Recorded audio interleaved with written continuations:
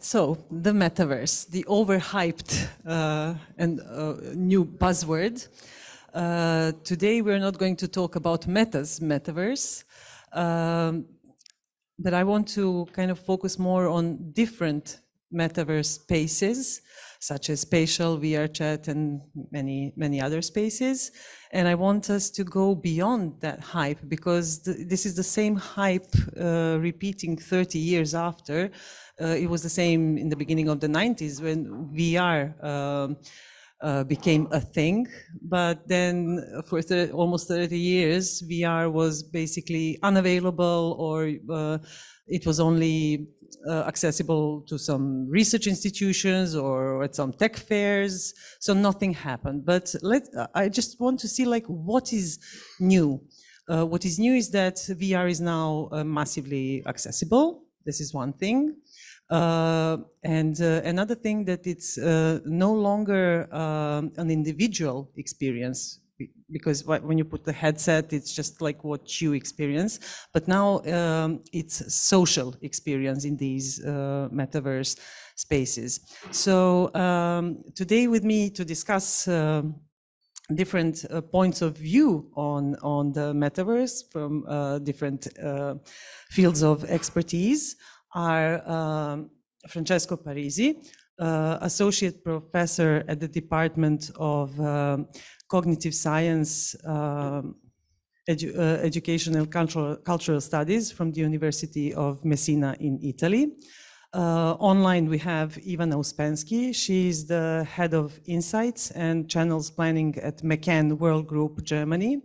But Ivan also holds a PhD in Theory of Arts and Media from the University of Arts in Belgrade. Then Dusan Žica, he is a CEO of 2142 and is a creative director and writer of video games, transmedia, and interactive content. And Aleksandra Jovanic, assistant professor from the Faculty of Fine Arts in Belgrade, University of Belgrade. She's an artist, and in her artistic practice, she focuses on interactive art, art games, and generative art. So I will start with I have so many questions, but since we are limited by time, we will have 2 rounds of questions, and then we will open the Q&A session with the audience. So I will start with Francesco. How does social VR constitute our phenomenal experience, and what new opportunities are provided by VR? And from the point of view of an active cognition, or that is an activism, how do immersive spaces affect us? How do they affect our perception, action, behavior, and so on? Thank you. Can you hear me? Yeah. First of all, thank you for the involvement, for the invitation. It's been really great experience being here. Well, if I ask you where the consciousness takes place, you would answer probably in the brain. Okay. Well, no. Contemporary cognitive sciences push the idea that consciousness, cognition, involves not only the brain, but your body and the environment that surrounds you. This is actually a radical change of paradigm in the context of cognitive sciences. It may be trivial because maybe you are not in depth with the literature, but the main thing that comes out from this shift of paradigm is that the things you use alter, change, constitute, reconfigure, choose your own term, the way you access the world, you know? This occurs because if you consider your body and the way you move, the way you use your senses to interact with the world, you realize that artifacts that you produce have effects on your cognition. Actually, it's what humans we as humans have been doing since our appearance on Earth.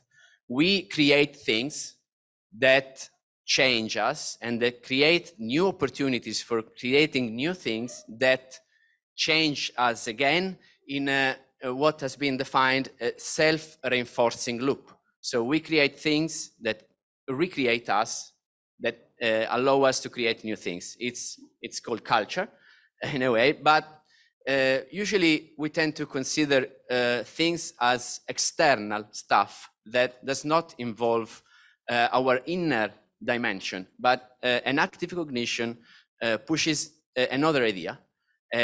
We are made by the things we have made. Okay, so that's the basic point. And so there is this self-reinforcing loop that has to be taken into account. Okay, thank you. So basically, we are if we are present in VR environment, we are made of that. Yes. This brings us to the case of VR. There is a form of perceptual hallucination, and as such, it really changed our cognition in a way that maybe I can explain the next question. Okay, thank you. Ivana, are you with us? Can you hear us, Ivana? I can hear you. Can you hear me? Yes, yes. Hi. You are in the field of advertising.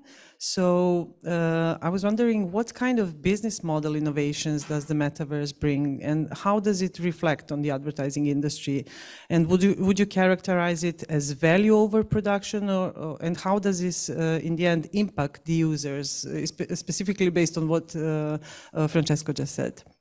Exactly. So that is actually, I think, a great segue to what I actually wanted to say. So there are actually many fields or many, let's say, parts of the advertising discipline that are being heavily impacted by metaverse, but I would basically focus my attention on two.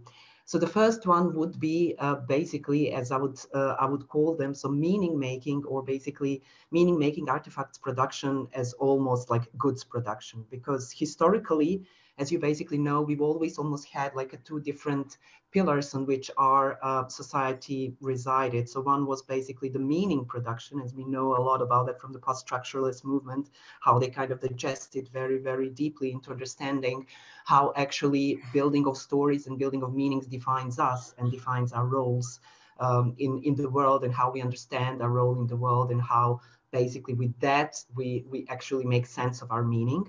And that was always kind of a part of the elitistic or elitist approach that was connected mainly to culture, to arts, to basically things that we usually call nowadays profanely maybe a food for our soul or food for our mind.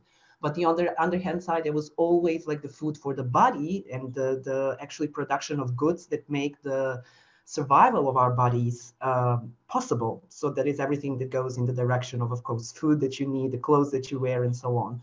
Where advertising is actually very interesting is that basically with the advent of advertising, and especially with the explosion as of end of 80s, is that it kind of brought the two together. So it actually, in the form of brands, what it managed to do is actually to build really interesting story frameworks and storytelling approach to basically build the needs and the desire and kind of map our position in the world by connecting those stories to the actual manifestations of those stories, which are products. So one brand is basically this kind of dynamic intersection of the two, of basically, and that is where advertising always had huge responsibility and carried with itself a huge danger, because it made us kind of try to find in the artifacts we actually produce that are necessary for our bodily survival, to actually find also the objects of our desire and the object of our, let's say, food for soul, we can call it that way.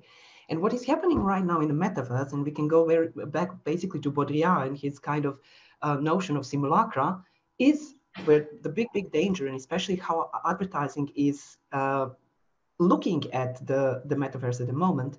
It is basically looking at the simulacra, so basically the artifacts that are being produced in metaverse, which do not necessarily have their physical, let's say, reference in the real world, as the actual goods. So basically the simulacra have become the goods. And why that is actually quite important and dangerous is because with all those storytelling approaches where we project our needs and desires and identities into those, let's say, virtual artifacts, we tend to forget, and it is very seductive. It can make us forget about the needs, about our bodily needs, and how we actually move with our bodies and minds within the real world. So basically, to almost forget to cater about our physical body, which unfortunately we're not still in that era and that time and space where we can forget our bodies and leave our bodies behind. So basically, it is very dangerous because it can make us almost like forget to cater to our bodies, which are critical for our survival. So that's the first thing. And the second thing, very briefly, I would also like to say is that where basically, I think Mark Zuckerberg made a huge mistake. And in all honesty, advertising is still learning, but making a lot of mistakes at the same time, is a change in the business model, which they still see as top down. So basically, Mark Zuckerberg tried to impose an overarching metaverse that should have been like the dominant metaverse for him, where he would be able to kind of maintain the control over how it is being developed, how it is being used, and basically brand it as an advertising space. Whereas we live, as of I would say, Web 2.0 in a very rudimentary way, but in a, we can call it like creators economy. So it is basically a bottom-up economy. So it is, as you can see, there are so many already celebrities, influencers, however we want to call them, even though influencers is a very rudimentary shape of it, is that have basically better outreach and better impact at almost some of the media channels that are controlled by institutions themselves.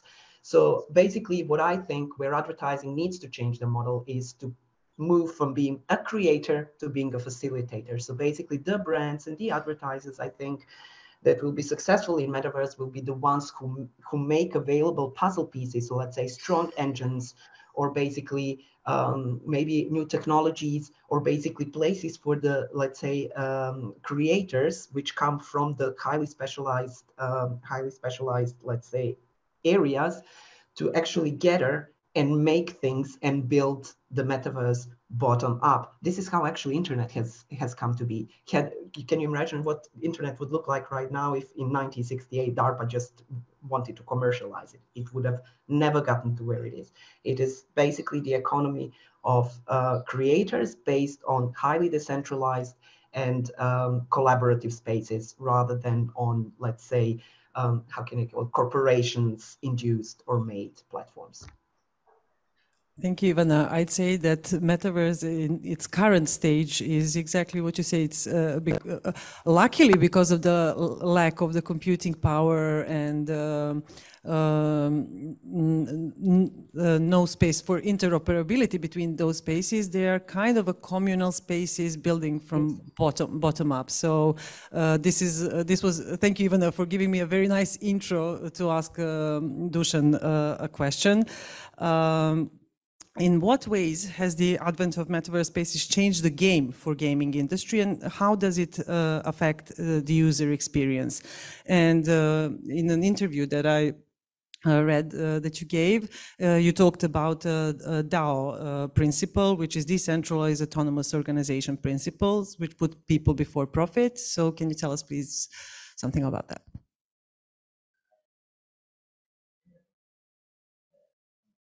No. Yeah, okay.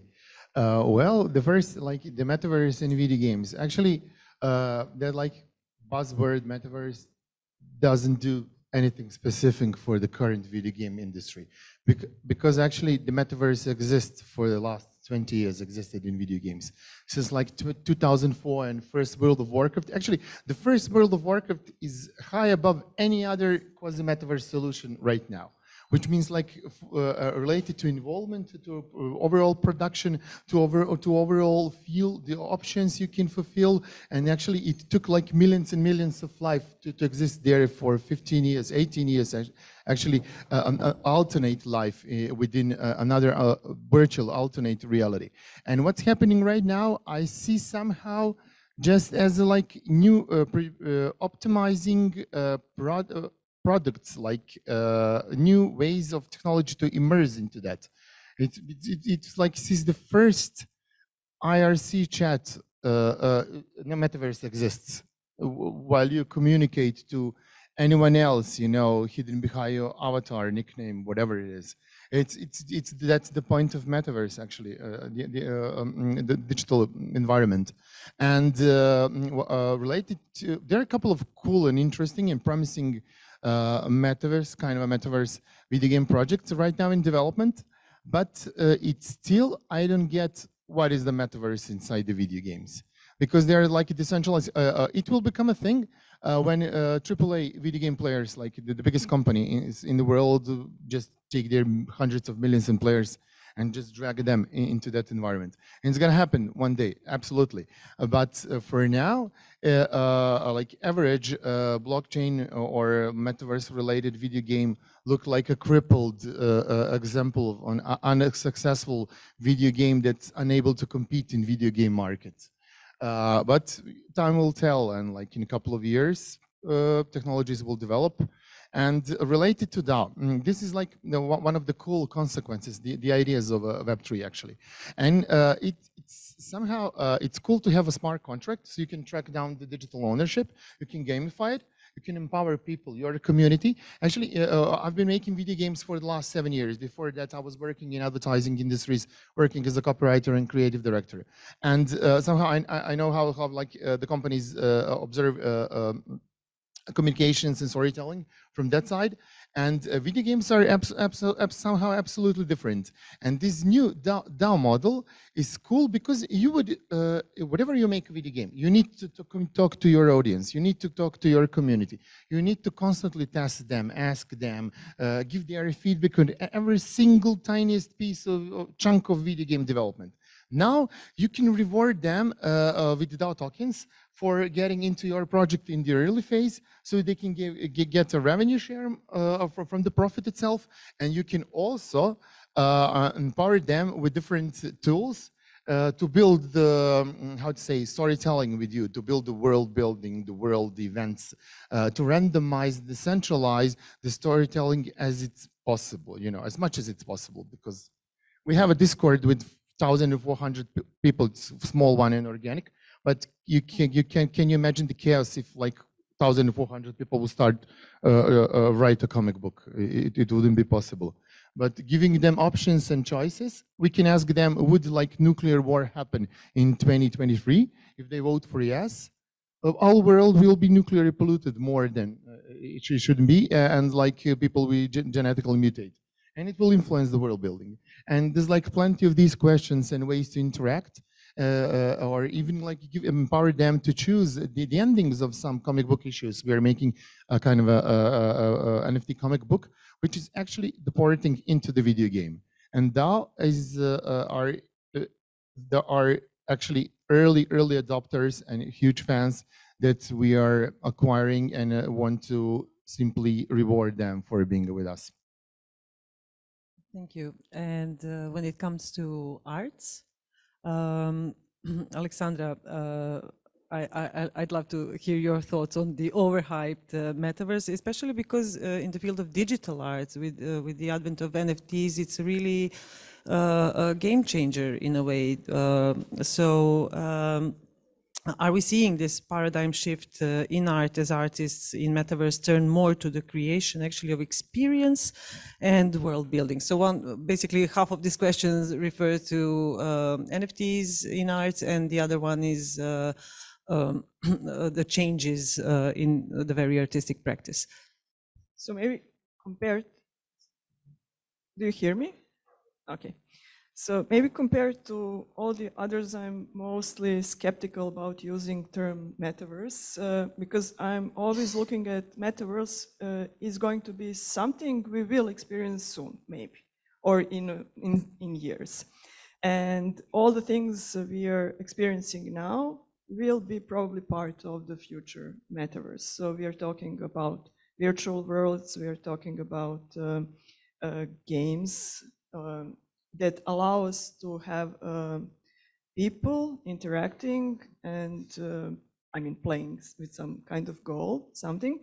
So all those technical things that we already explore, we are already exploring, give us input on what are the technical issues we still can't achieve.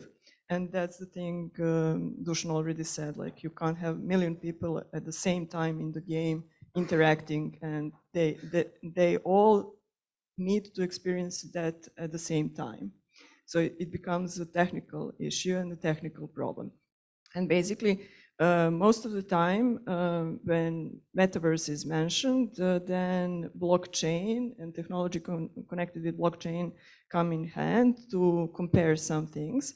They actually don't need to be in the same field, because the thing that's mostly connected with metaverse is decentralization, and because technology of blockchain allow us to have something decentralized, not on one server, and then maybe that future metaverse can operate faster and can be possible with the use of blockchain. But surely, if we now talk about digital art and NFT spaces, I mean, NFT is just a product, financialized product connected with blockchain. So it's usual media in digital art, so it doesn't have to be strictly blockchain art, or it doesn't have to be something special. It can be any media in digital form. So basically, the fact that you have art on blockchain can be interesting for the future metaverse. And also to distribute that things we have in metaverse on blockchain also. So that decentralization is interesting, but also when you dig deeper into NFT world, you can see that most of the art isn't on blockchain. It's actually on centralized servers, or servers that are close to being decentralized. And then you have problems all over the world. Thank you. Actually, I'm really happy to hear the reality from all three of you, the reality of what it is. Yeah, just to kind of get away with all these overhyped things and to hear from your expertise what it is in reality. So another question for you, Francesco, is in enacting virtual reality, you refer to VR as eco-media and state that, and I quote, "We are what we experience, not our bodies." So what are the ramifications of experiencing synthetic environments and artifacts and of experiencing the mediate itself through embodying avatars? Okay, well, first of all, the term eco-media is a term to stress the continuity between the things we make and the space we live in. This place is an eco-media because it's an artifact, but we can move inside it. But there is another example that can lead us to VR. Think of mirrors, for example. Mirrors have this special characteristic to produce a cognitive effect, self-recognition, that would be otherwise impossible if mirrors are not available, you know? So only a few species can recognize themselves. We, the chimpanzees, dolphins, killing whales, and so just a little fine selection of mammals. And what mirrors do? They duplicate reality. They give perceptual access to a dimension that otherwise impossible. Think, for instance, when you can see, well, your face, but you can reproduce the magical effect when you can see your back, for instance, in Luna Park or something, and you are intrigued by the way you look. Well, if you move the duplicating effect of mirrors in the context of VR, you see some astonishing things. Two papers appeared in 2007 on Science on the same issue, and they demonstrated that if an experimental setting is orchestrated, namely if you were a viewer, a VR viewer, reproducing yourself as captured by a camera that is located behind your back, and you are properly stimulated, your brain treats this information, this multisensory information, creating the powerful and genuine illusion that you are not in your own body. So it is capable of generating a so-called out-of-body experience. And this is incredible because things like, you know, being a body that is supposed to be unmodifiable, it's just modified in a few minutes if the proper setting is orchestrated.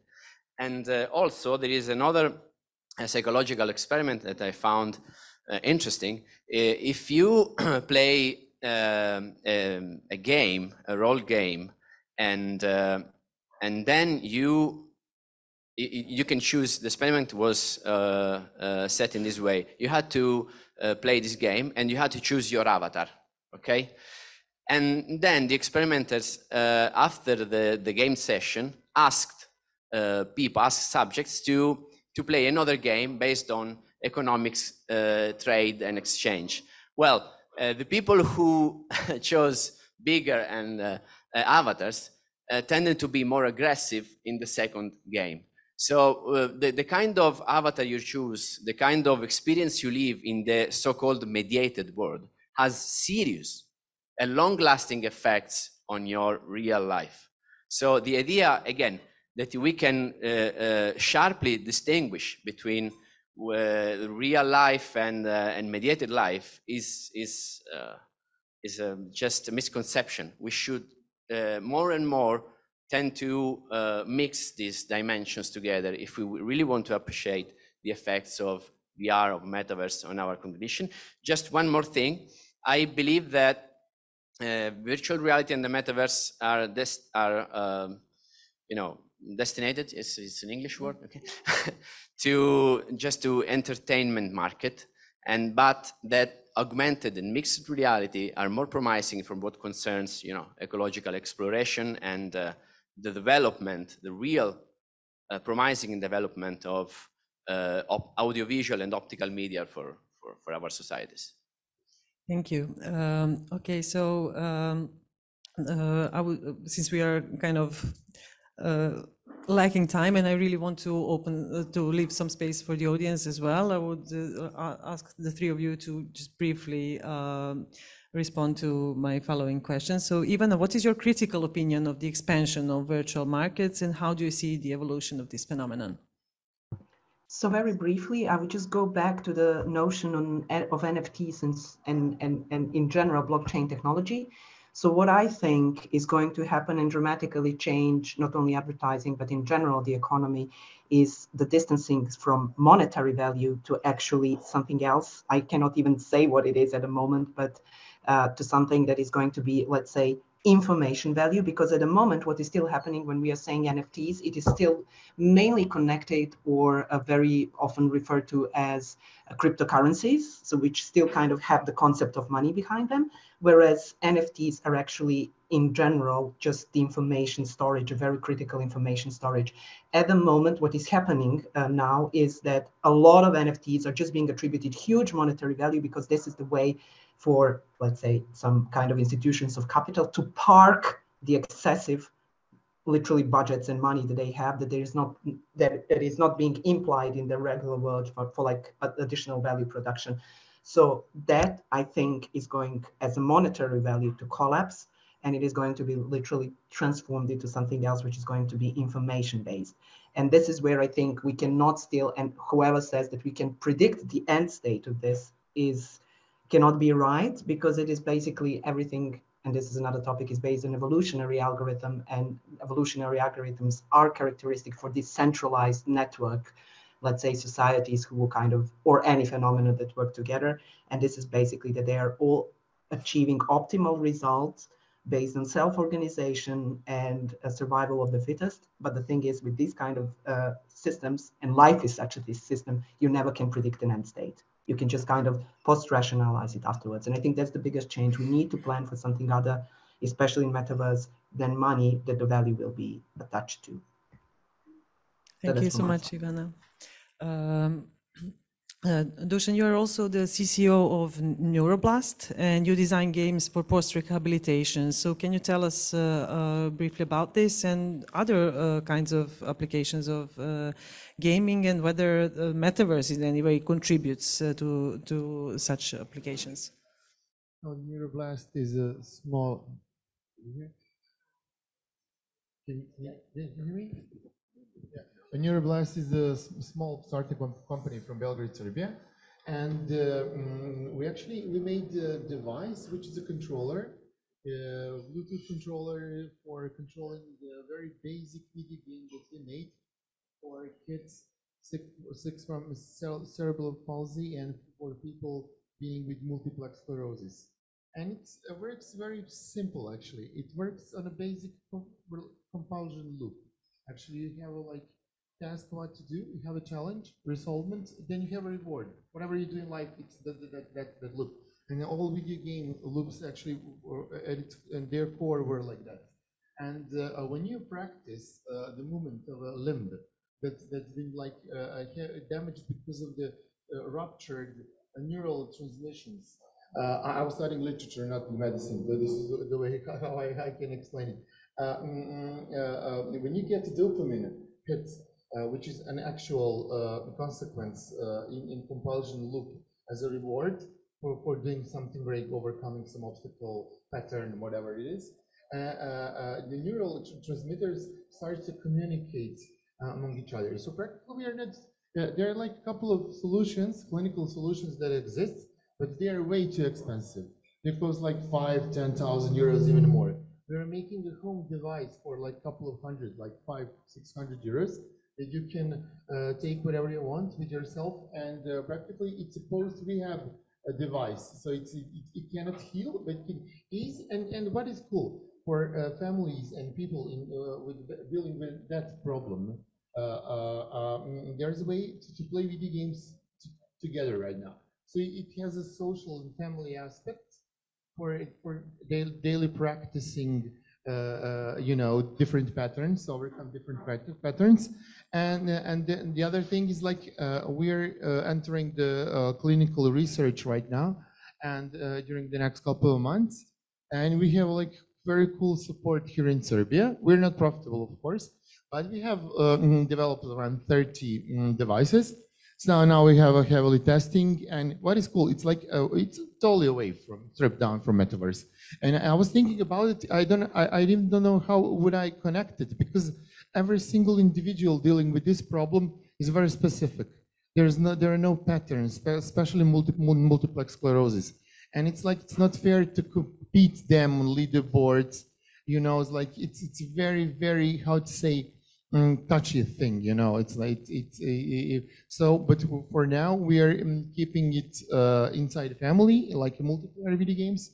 And I'll say only one thing, it's the core is in level design of the specific games. So in AI learning about your reactions, it can also follow your medications. And so we can see how the patient is reacting to medications related to the reflexes, the delays and stuff like that, and how long they can play. And there are very short playing sessions, 1 or 2 minutes, and they cannot be played more than 3 to 5 times per day. Otherwise, these people might get hurt even, the nerves. So it's very, very touchy, and it's we're gonna test it a lot. And the idea is strictly oriented towards the game design, enhancing and rewarding game design in short gameplay loops, so short gameplay sessions, in order to help kids and people, to live with their problems. That's fantastic. It is beautiful, yeah. It is beautiful, and especially that you said that it's on the family level, so it's kind of a social. That's why I asked whether these social VR spaces can contribute to. This is their metaverse, actually. They need that metaverse most than anything. Okay, and finally, the question for Alexandra. For you as an artist, what are the advantages and what are the challenges of the metaverse, and how do these newly emerging phenomena benefit or challenge the status of art and the artist? So simply, artists always explore new media, and they're the first to experiment with everything, and then maybe make some breakthroughs even in using way we use technology, for example. So for now, artists are using virtual worlds, building games actually, and exploring in which ways we interact inside of those virtual worlds. What are the challenges?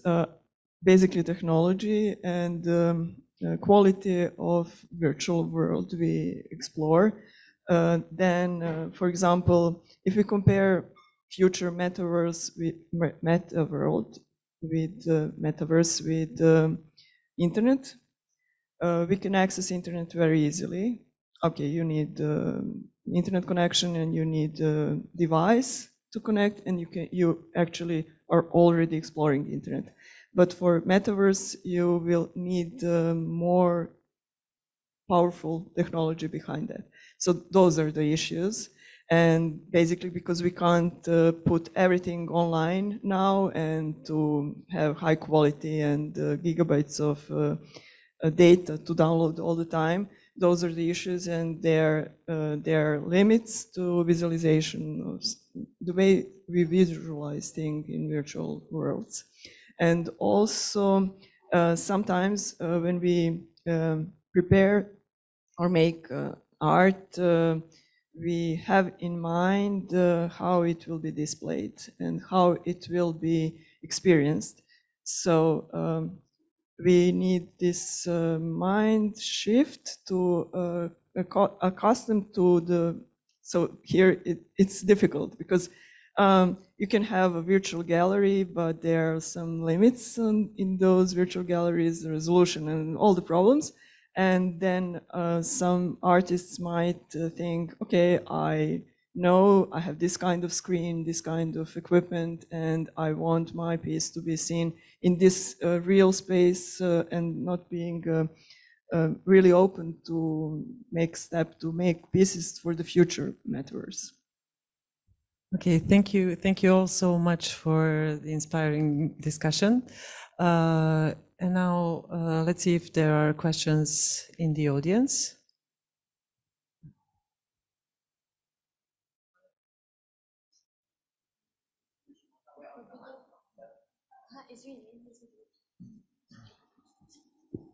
Hi, thank you for this wonderful talk. I think my question actually relates to the points Alexandra made in her last answer. And it was also triggered by something Jelena said in the introduction. So I actually wanted to ask about the accessibility of metaverse. On some level, I agree with what Dusan said, that we already are living in a type of metaverse, in this ubiquitous platform environment that we're experiencing on a daily basis. But if we focus on this more narrow conceptions of metaverse that concerns more literal virtual spaces, how are they relevant and accessible? Because we already do have a digital divide that concerns more simple technologies. And then when we're talking about metaverse, it requires additional, more complicated technologies that are also expensive, etc. But not only in a material sense. So I also am concerned about the accessibility of agency to interfere and build these metaverses, because in these instances, knowledge and skills also act as gatekeepers. And then when we take all of that into account, I am wondering about the actual relevance of metaverse and its future, and if it's not just, a tech buzzword that is accessible for a very limited amount of people. This might be a little bit of a ludic perspective, I think, on the concept, but I am genuinely curious on how this type of accessibility, in your opinion, will actually concern the development of this, and if this is actually something that we might kind of surpass in a couple of years. Or if it will just be contained in a very small circle of people. Or also if it concerns some industries more than others, actually, and if we can talk about metaverse in very specific contexts and not as overall structure that can concern all of parts of the society. Yeah, that's the reason why I'm skeptical, because for now we are not all of us able to access it, and there is a question. I mean, even mentioned.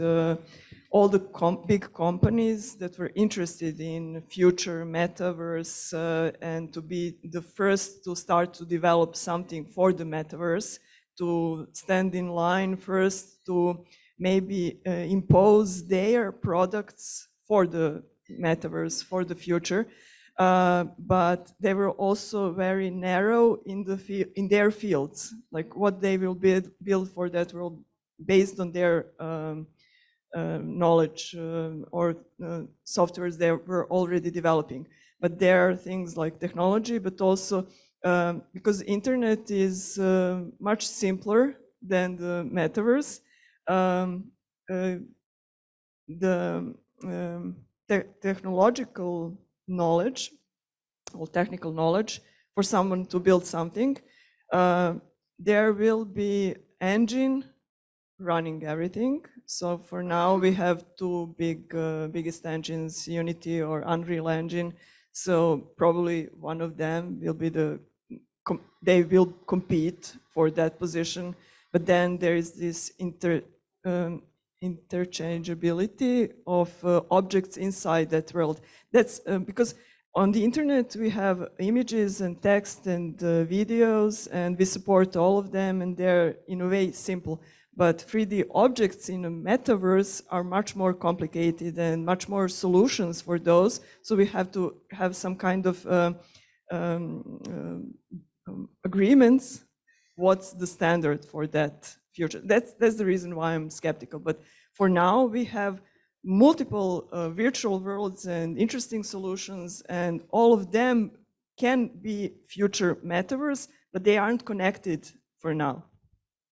Yeah, actually, I was listening to a panel on metaverse on MIT some months ago, and they all agreed, all the speakers agreed that until there is interoperability between those different spaces, we cannot talk about the metaverse in that sense.